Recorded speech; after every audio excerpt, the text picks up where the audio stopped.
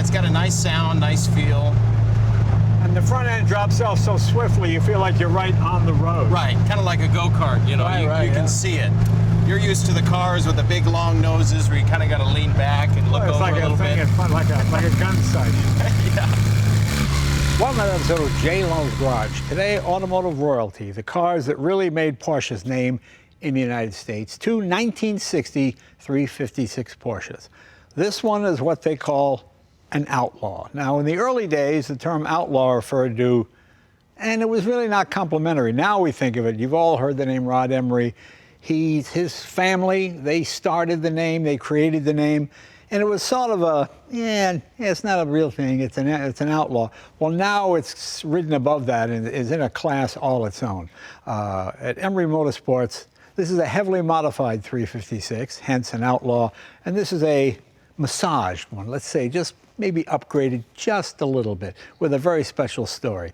Let's meet Mr. Rod Emory. Rod, come on in here, buddy. Good to see you. Hey, Jay, thanks for having me back. I'm really proud. It's really fun to see you go from, hey, there's a guy down the street from my garage. He modifies Porsches. Go down there and see him. And then the really conservative guys, if you got that should be CAD plated, not chrome and not paint. So if you modified a car in any way, it was just horrible. And now it's become a sector all its own. It's like the word Kleenex for every tissue, Outlaw, everybody changes a Porsche, calls it an outlaw, but only you have the right, because your father, or even maybe it was your grandfather? Both Started the term outlaw. And it was sort of, you're outside the mainstream, you're doing something a little bit different.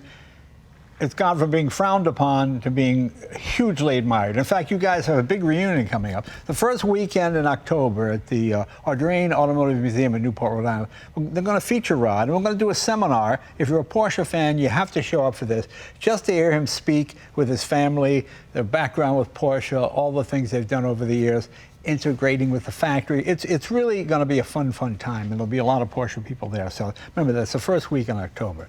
Now, before we get to the slightly massage car, let's talk about the Outlaw. Now, it looks totally solid, and it must be very frustrating to you. Hey, is that a fiber fab body? Hey, is that got the Subaru motor? Does that drive you crazy? Do you get that? Well, there's a place in the market for those fiberglass cars. Yes, there is. Because all of those guys that have one, they aspire to have the real thing. Well, of course. So it's a feeder to the real cars. Well, but that's the way I feel about it, too. Yeah, I think it's good. I don't look down upon the guys that have the replicas, and, let them have their fun. But if you really want to have a 356 that you can get out and drive, right. One of our Outlaw cars is amazing. So what makes it an Outlaw? Now, to someone like myself, it looks like a totally stock Porsche, which I think is part of it too, right? You don't want to heavily modify it so it's not even recognizable. Yeah, I just take everything that Porsche built, this amazing foundation, and just modify things, pretty much modify everything, but make it look like it hasn't been modified, as if it was done by Porsche in their special wishes department. Right. So you take the 356, which is such a great platform, a blast to drive, but they just didn't have the power and drivability that we're used to today. So we take these cars, find them in a barn, restore them, but then as we're doing it, we're updating certain things on the chassis to be able to accept better, stronger, more powerful components. Right. So like this car, there's no bumper guards, there's GT trim, no hubcaps, an aluminum wheel that looks like, the old steel wheel. It's half the weight, bigger tires. But then underneath the car is really where the driving fun comes in. It's instead of having 90 horsepower, it's got 260 horsepower. Oh, wow. But if you're going to put that kind of power in one of these cars, you've got to reinforce the chassis. You've got to have disc brakes that are hidden behind these wheels, 911 type rear suspension. It's all about a balance. If you're going to have the power, you got to have the brakes and the performance to go along with it. So an Outlaw isn't just about a car that, is crazy, design-wise, but also modifying the suspension and the chassis and giving the car just more drivability. To a new generation, when you're my age, you remember what they were like, and you kind of harken back for that, but with more power. I always kind of smile when I meet young people. I bought this car, but God, you press the brake so hard, it won't stop. No, you just got to press harder because you're just so used to a power brake, Right. So to have a non-power brake is like, it's almost, what is this thing, Same thing with steering. Oh, why is it so hard to turn, So unless you make those modifications, if you didn't grow up with them, you don't miss them. Right, Yeah. exactly, yeah. And today's drivers, they want that power, they want the handling and suspension, so we put that into the cars, and then just fine-tune everything on the body, bring the bumpers in a little bit closer, gas filler through the hood like Porsche did on their GT cars. Right. Louvers on the deck lid, so a lot of subtle things that we do on them, and we hide air conditioning in them, Really? Bluetooth stereo, a bunch of stuff that you don't see, because I want it to really look like something Porsche built in the 60s, because when you get in the car, that's what we're all looking for, is take you back in that time. But now when you get on the freeway, you can go 80 miles an hour like everybody else is and have the brakes to handle. And you must remember the days when your dad would get just castigated for modifying a car. Why does it have a cup holder? You should not be drinking in the car. There's no reason to have a cup of something in the car. You pull off the road and you get to drink. Like Mercedes resisted cup holders for years. Until finally the stupid American model, the 44-ounce big gulp. Yeah, hilarious. Well, yeah, so, we used to get a lot of flack from people. And, my dad was selling parts at Porsche Parts Obsolete to all these full Concours guys that were building cars exactly back to original, picking the lint out of their air cleaners, and then they wouldn't even drive them. Right. And in the back of his shop, he and I were lowering the cars, taking the hubcaps off, putting fog lights on them, and really personalizing the cars, which is where that badge came from. Right. They thought it was blasphemy that we were modifying them. Right. And my dad had this little badge made that said 356 Outlaws, and we put it on the deck lid, and we figured, you know what? If they won't let us enter their shows, we're just gonna park in the parking lot and let them come out and look at the cars outside the show. Now it's a badge of honor. It is. And it is, and the fact that the quality is there, that's really the key. For years, especially here in America, the reason insurance rates are so high on muscle cars is they went fast. They didn't stop. They didn't go around corners. You had drum brakes. I've got a 66 Cornet with a Hemi. I'm like, I'm just trying. I'm using the transmission to slow it down, downshifting in a second, just because it didn't stop or go around. But boy, it was fast, And this is just the complete package. And it's a beautiful car, and it looks exactly like a stock 356. That's what's really. Does this have a 5-speed as well? This one has a 4-speed. Okay. So we built this car and the one behind us for Nick at Audrina. Right. We had already built a red A coupe for him, and he said, I'd really like, a convertible version of the Outlaw, and so we built this car with a 4-speed. It's got, it weighs 1,900 pounds with 260 horsepower. Yeah. So having those longer gears is okay because there's plenty of torque. And so let's put that in terms. That's like a Mustang with 480 horsepower. Correct. It's power to weight rigs. Yeah, so it plants you in the seat. Yeah, it really does. This is a really fast car. These two cars are part of the Audrina collection, which is in Newport, Rhode Island. You can see those if you go down there and really get to look at them up close and see what a beautiful job it is. I mean, that's what's fun. With Rod stuff, when you look under the dash, it's as interesting as when you look on the outside. You don't see all this kind of stuff and things, the alligator clips holding stuff together, It's a complete package, and you can drive them. And of course, being air cooled, they're just, not maintenance free, but pretty good. Yeah, and they're serviceable at any of the Porsche Classic dealers or independent dealers because it's all Porsche parts or Porsche derived concepts. So it's really about, building the cars as if Porsche would have built them. If they would have continued building the 356, I think this is what it would have evolved to. Right, and the fun thing about Porsche is they're not rare. They are expensive, but they're not rare. So there's enough of them around that, you can have as many original stock, this is what it's supposed to look like. Yeah. Have some that are somewhere in the middle, and have wild customs or outlaws on the other, without feeling you're just making a model extinct. Sometimes I see cars and guy modified the only one left, and now what is that? So this you got both. I mean, this car, when we found it, it was pink, and it was pink. It was Mary painted, Kay car? It was painted pink in the 60s here in North Hollywood because it was an old race car back in the 60s. So it was missing its original engine and transmission. It was missing the windshield frame. So it was a perfect candidate to build an Outlaw for because it's not a numbers matching car. Right. And the cars that we build our Outlaws from are 99% of the time cars that really had no chance of winning a Concours. Yeah. And it gives us the flexibility and freedom. That's something I want to ask you, because you go way back with these. The idea of numbers matching seems fairly recent. By recent, I mean the last 30 years or 40 years. The idea of you fixed up a car, it looks great. hey, no, wait a minute, the engine number is different than the transmission number. It's supposed to be sequential. That just seems like rich guys throwing silver dollars in the ocean, you know? I mean, like when you get a Corvette, they built 1,000,000 327s. So you got this, the same 327. Oh, but if it doesn't match, and guys phony up the numbers to try to make, but it just seems like something that just taking it to a ridiculous place. I mean, the Bentley Drivers Club is one of my favorites because they just want the thing to run and look like a Bentley. So some guys making new cylinder blocks or new engine blocks, fine, that's great, thank you very much. And they use them and they wear them out, you know. But this is, as you said, it was not a numbers matching car, but it doesn't matter, okay. It's a perfect candidate to build an Outlaw.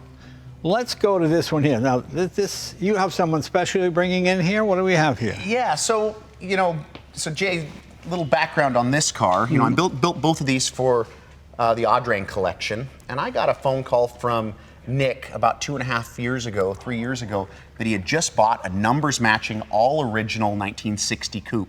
Most of the parts on it were original, but it was original engine, transmission, but it was rusty underneath and the paint was falling off. And he said, would you consider doing a preservation or a stock restoration? Now, I won't do that type of project for somebody that I haven't already built an Outlaw for, just because our waiting list.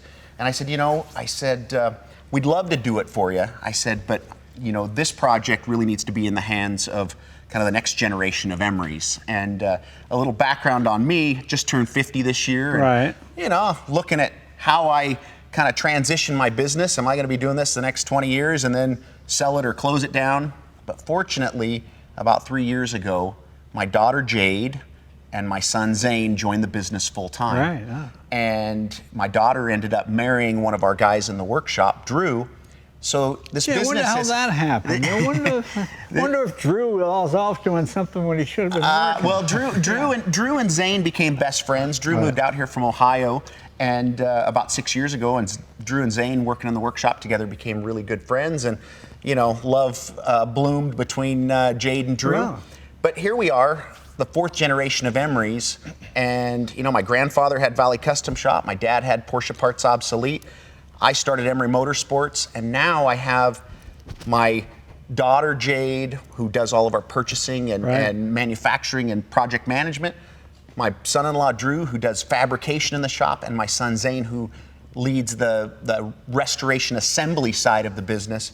So I said, you know, this is a perfect project for Zane to head up because he's a lot more meticulous and detailed than I am when it comes to preserving things. I can remember as a kid, you know, he wanted to make this document look like it was from the 1600s, you know, and so he's dumping coffee on it and putting it in the dryer and, you know, matting it out and made it look old. So he's a forger. So so I knew exactly. I knew that he had, you know, he has this creative eye of massaging things and making things look perfect. So this project was special because Nick wanted to really preserve every component on it. And so I'm gonna just hand it over to Zane and Drew to tell you more about this car. All right, let's bring it in. This is you're not only making new cars, you're making new Emorys as well. And you got a couple. Come on in, guys. Is this Zane? This is my son Zane. Hi, Zane. How are you? Good to see you. And this is my son-in-law Drew. Drew, how you doing? Good to see you. Well, you know, sometimes when you see a car, if it just sits right, you know it's right. And I saw this in the driveway, and I just stared at it because it just sits.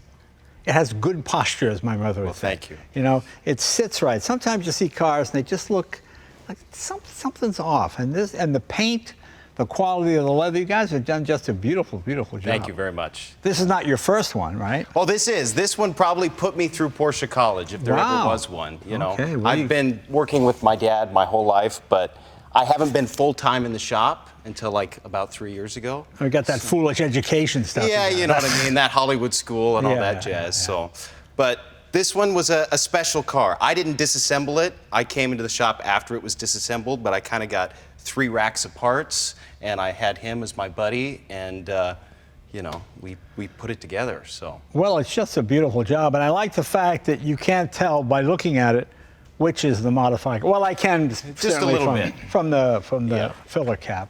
But other than that, and you know, I don't know which one I like better. Probably this would be more fun to drive, but these are just a great car as well. Yeah. Drew did the metal work on this car. Yeah. Was there a lot of metal work to do?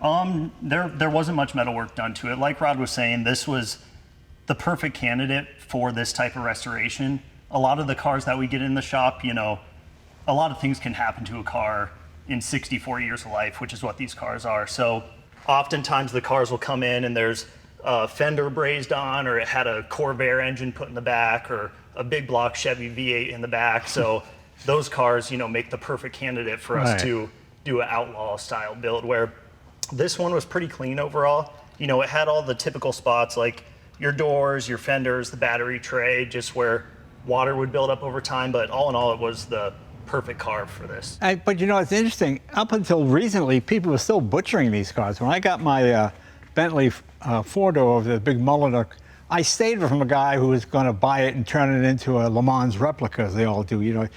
And so the idea of a big four-door Bentley, people, who wants that? Well, now it's very desirable, and I get huge offers for it all the time because there aren't any left.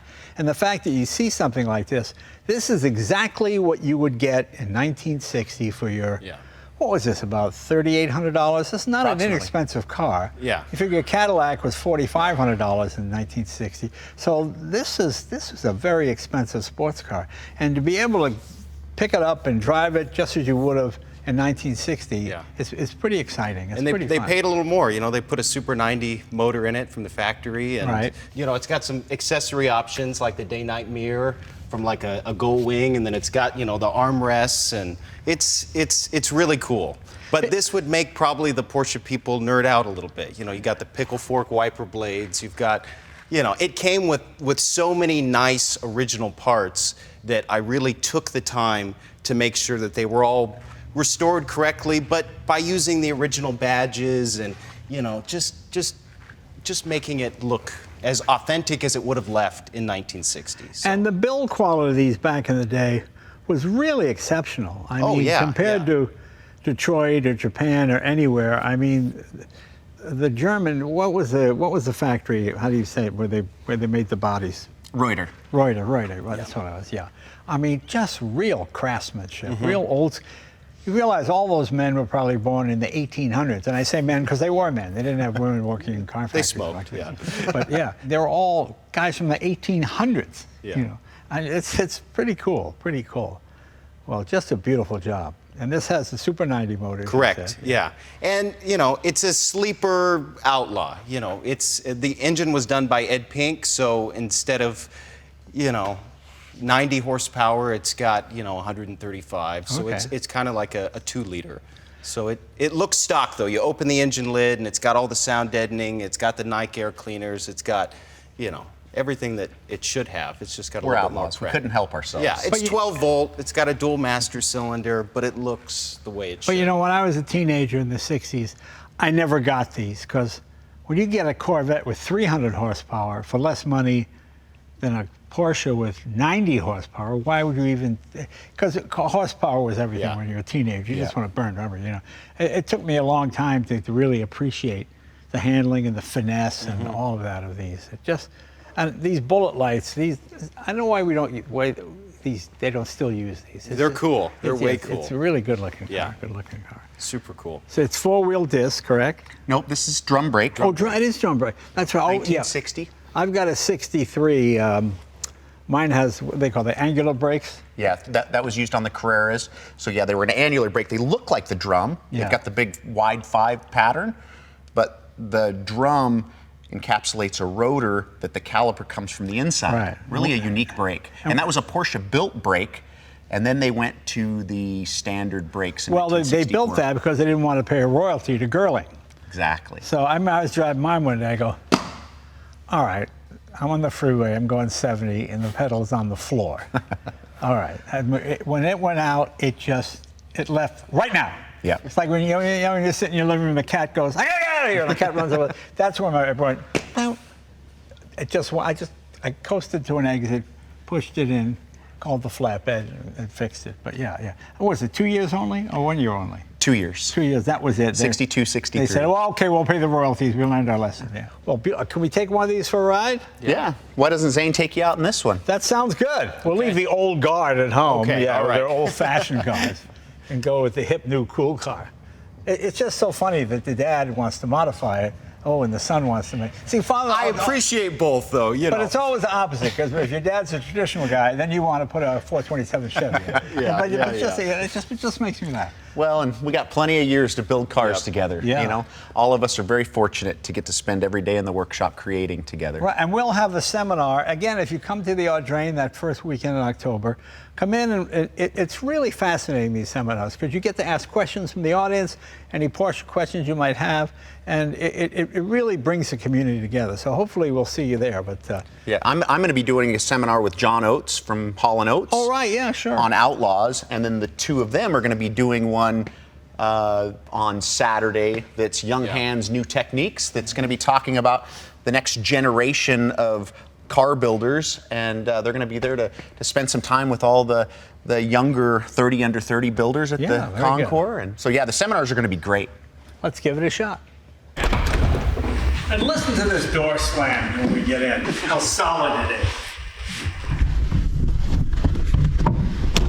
That's a door. There we go.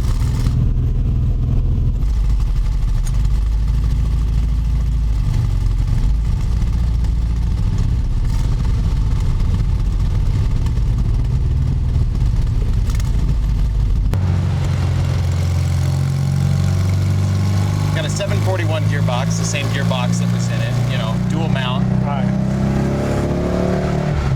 No, but 4-speed, obviously, because all 356s were 4-speed. You know, these new cars that we build are nice 901 5-speeds. Right, which, right. you know, some guys like, some guys don't.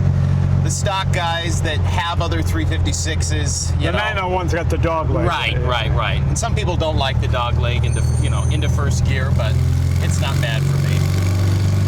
But this is just a nice, clean, little stock 356 as it would have left kind of the factory. You know? Right.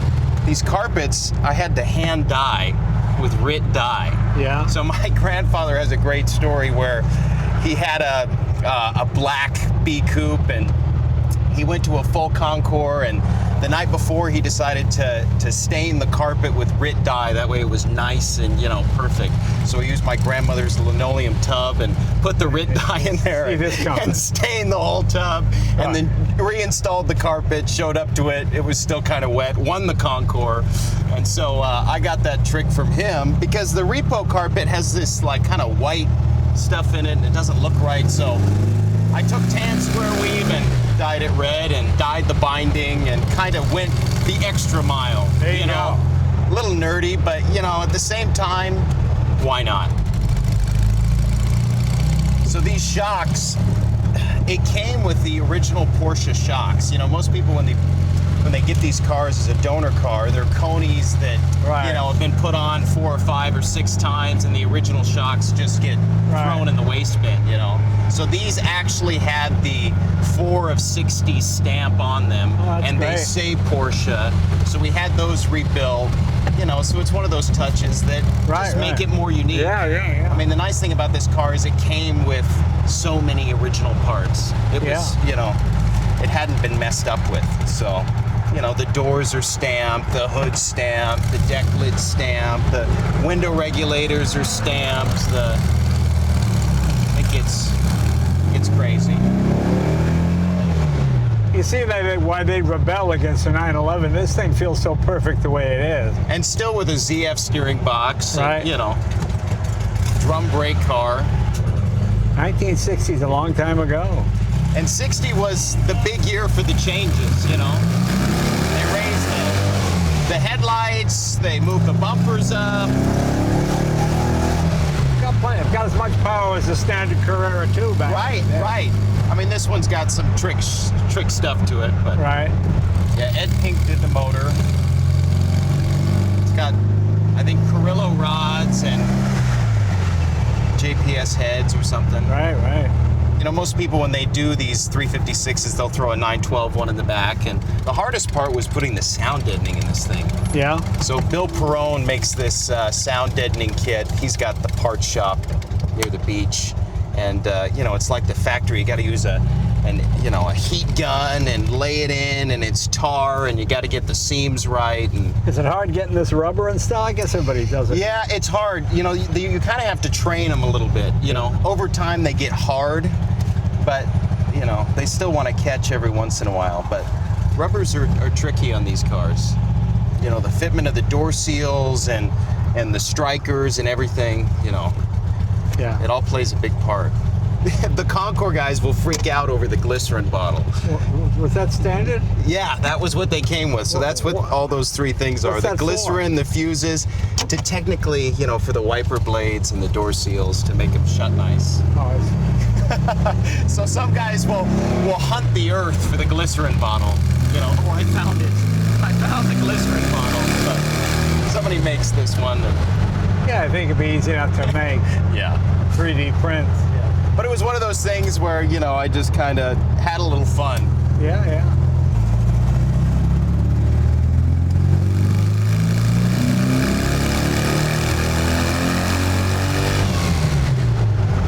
Likes to rev.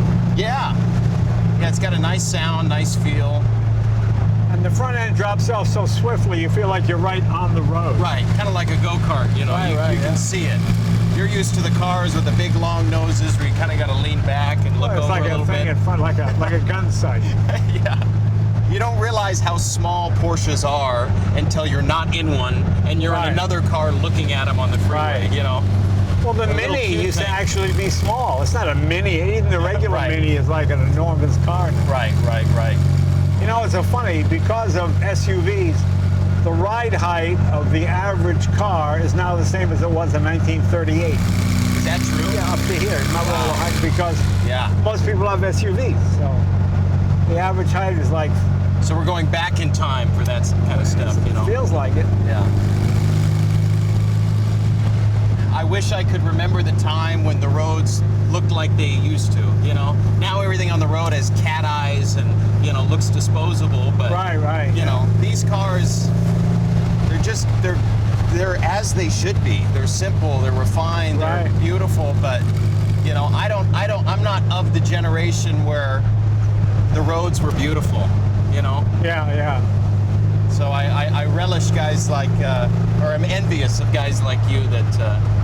Old guys, yeah. Hey, that's not what I'm what I'd be saying. envious of, No. Old guys. But when you live in the past and build cars in the past, sometimes you wish you could go back to Well, the past. everything wasn't you know? so serious.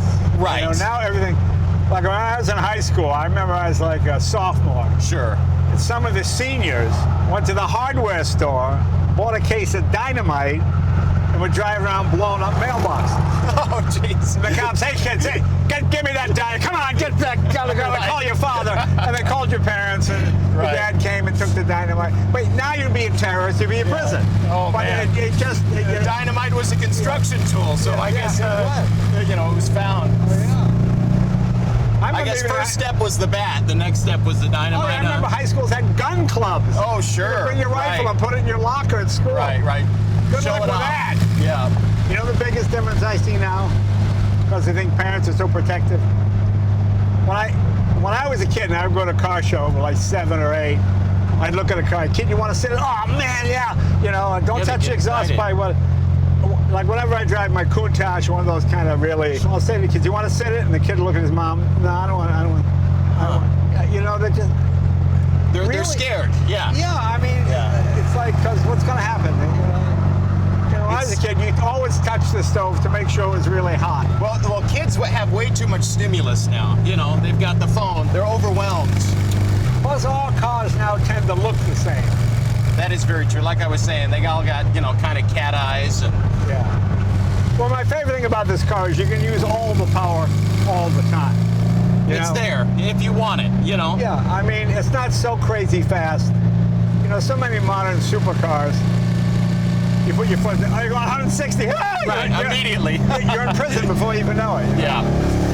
And it looks like a stock car, so it's a little bit of a sleeper, you know. I mean, this car, like I said earlier, kind of put me through Porsche college. You know? Right. I've been the son of my dad my whole life, Right. you know, and I didn't realize how challenging these cars can be until you're laying under the dash Right. and you've been there for 3 hours and Yeah. you try and get out and your back is like this, you know, for the next 30 minutes. But it's an emotional car, you know.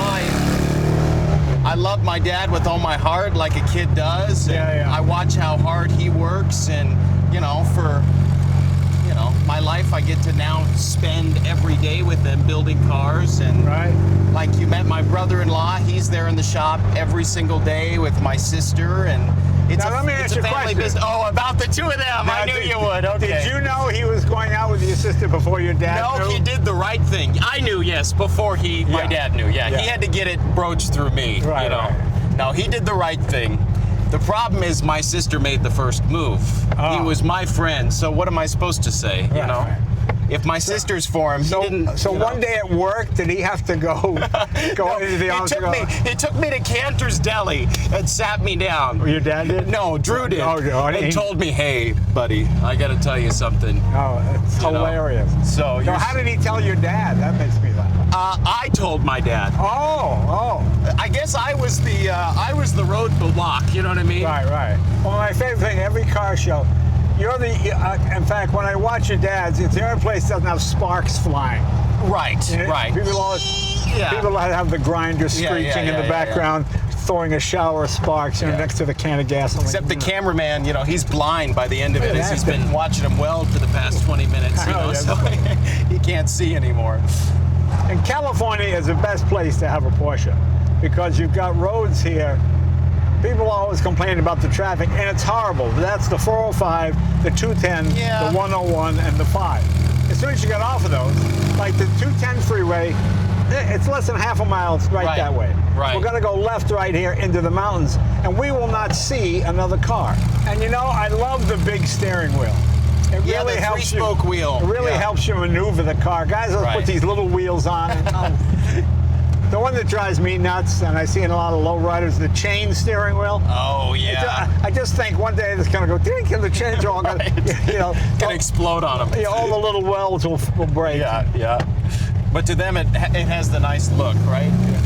This build was different for us. We do our Outlaw thing, and we do about 15 cars a year in that. And this was a little bit of a sidetrack for us, but because this car was so original and came with so many original parts, we had to kind of respect it for what it was. And that's what the Audrina Museum wanted, For them and their collection to have something with a little bit more originality, I think is important, So it was a joy, but I mean, man, that parts book is dirty now. Those little Porsche, manuals, the B manual or the workshop manual, all the pages are covered in grease. And that's something I miss on new cars. You just get a video. Right. You don't get the actual physical and you don't get a brochure. Right, yeah. Now those Porsche brochures, they aren't cheap. The vintage ones, Well, I remember, I think it was in mid-60s, my brother bought a 58 Speedster for $800. Oh boy. Drove it for 10 years, sold it for $1,200, and my father thought he was the greatest genius in the world. How did you get $1,200? That's unbelievable. You were so lucky to get that, Yeah, a used car, you sold it for more than you bought it. But a neighbor of mine bought an F1 McLaren, paid $1 million. He got offered like $1.2 million or $1.3 million, and he sold it because he thought, I'm never going to see that return again. No. Well, you do feel one with the car. I mean, it's really one of those vehicles. Yeah. You can't put your finger on it why it's nice to drive. It's all nicely weighted. Right. It's a nice, presentable package that Porsche made, Yeah. I love this era when there were no driver aids. So consequently, they made everything as easy to use as possible under the circumstances. Right. The steering would be heavy by modern standards. Sure. But not truly heavy. And the brakes, a little bit of foot pressure, but not excessively so. Right.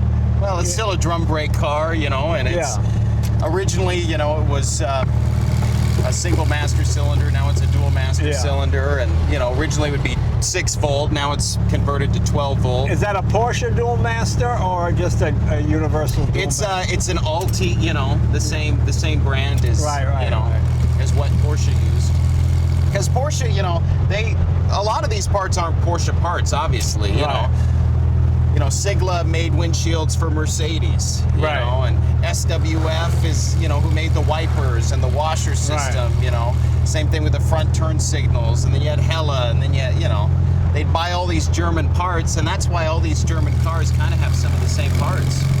But these are the rebuilt shocks, you know, Porsche stamped shocks that are dated, you know, 4 of 60. So, I mean, there was a time when these and the MGs and the Triumphs were kind of all in the same group. There was always a little bit more money. right, But they had a lot better build quality and, right. and waterproofing and all other things like Porsches that. did. Yeah, Yeah. oh much, yeah. And you're less than 20 years from the end of the war, Right, right. you know?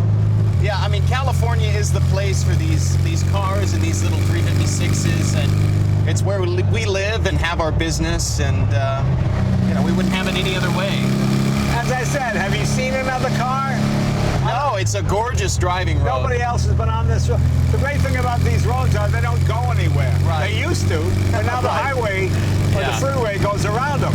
And you get there quicker on the freeway. Oh, there's another car. Okay, I take it back. Okay, finally one. Yeah, there you go. Well, that's why they use these mountains, right, for you know, Spartacus and Ben-Hur and all those other movies. You know, they could make them look like Rome. Yeah. You know. The fun thing about these Porsches is you can maintain a high average speed without having high Right. speed. Right. You know, and they drive different than any other car because you're on the throttle. You know, people drive in America with a V8, they hit the brakes going into the corner. Where the Porsche exact You opposite. just let off. Yeah. Yeah, you want your foot on the throttle. No, I mean, the most rewarding thing after you finish these cars is going on the test drives and dialing everything in, and Yeah. you know, getting the alignment right. You know, bedding in the brakes on a drum brake car, and that's when you really get to relish in all the hard work. You know, you get to see it on the road. Because it's funny with Porsche, when you look at the RS and some of the other cars, they have less horsepower than the cars they're racing against, but they have the fastest car because they can maintain it better through the corners. Right, right. Yeah, the speed through the corner and the stiffness of the steering, it all plays a huge part.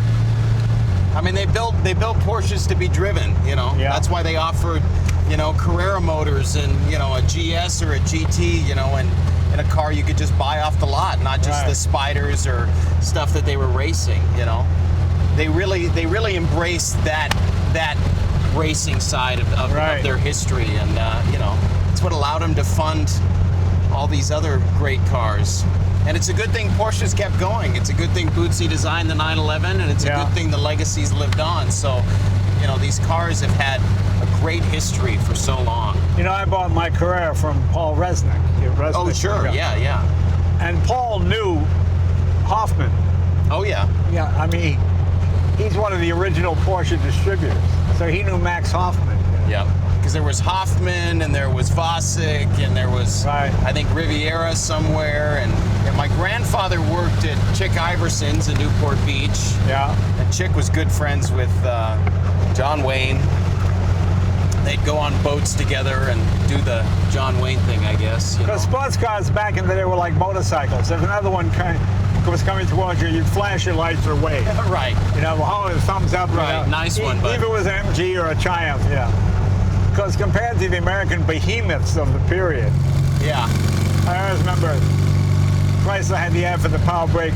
You show this petite woman with a tiny foot and her toe just touching the brake pedal and starting this two and a half ton Chrysler 300. You know. Yeah, right, huh?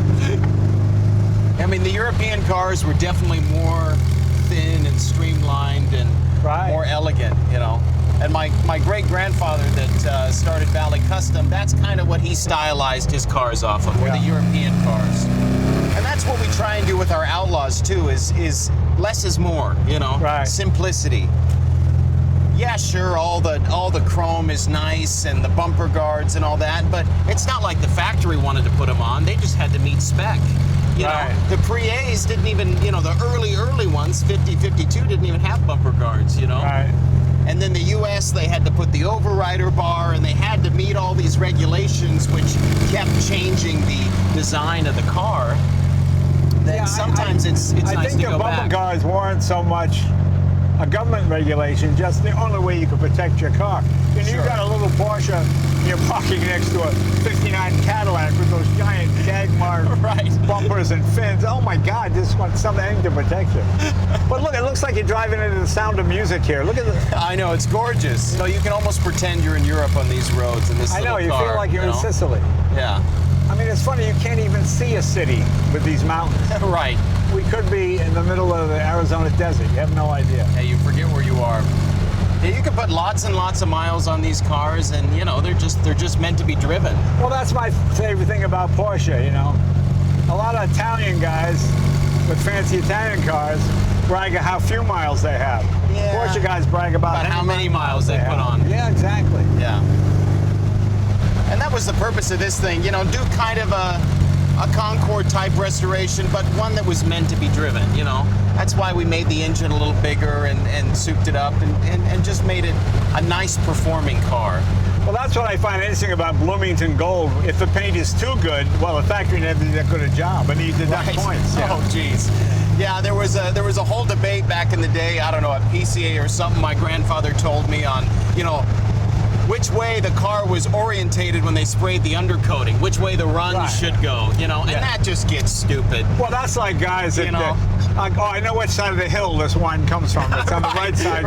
I can taste it in the notes. Yeah, sure. But God bless, there are guys that can do that. I know. And the fun part to me is, I have a friend of mine, all he knows is Hemis. Sure. So he comes to my garage and he goes, Duesenberg, what's that? Is that German? No, it's American. Duesenberg. It's the most powerful American car. I'm guilty of that too, though. I really just know these Porsches. And Porsche did such a good job on, their workshop manuals and their owner's manuals and stuff like that, that they really wanted, the actual owner of the car to do a lot of the maintenance and keep up with it. This car was a joy to build, It just was great. Being side by side by my dad every day. Yeah. He really let me take the reins, and, I did, oh boy, tons of work on the car, but he was always there when I had a question. He was always there to guide me in the right way, but, he said the only way you're going to learn is if you put it together yourself, and that is the truth. How many 356s remain, do you know? Any idea? They made more B coupes than I think they made anything else. Really, yeah. Yeah. We have a few cars in our shop that are based off newer Porsche colors right now. Yeah. And they look really nice, We've got one that's dark olive and aventurine green, and another one called black olive. Greens are really popular right now in our shop. I think there was somebody that said that green is like the intelligent choice or something. If you have a green car, you're intelligent, or whatever kind of excuse somebody says to make themselves feel better. Yeah, exactly. Zane, it's great to see the next generation come along and doing it. Thank you. Because we started a scholarship program like 30 years ago with McPherson College, and it really took off. Yeah. It turns out there are a lot of young men and women that want to go into the automotive field, especially the restoration field. So it's good to see. Congratulations on your first project, man. Thank you You very get an much. A+, by the way. Oh, thank you. Wonderful I appreciate job. it. Nice job. My hands show it, and my back shows it. Yeah. And, that's what makes it worth it. Well, we'll talk some more at the seminar. Okay, sounds you good. then. I'm looking forward to it. Thanks, Jay.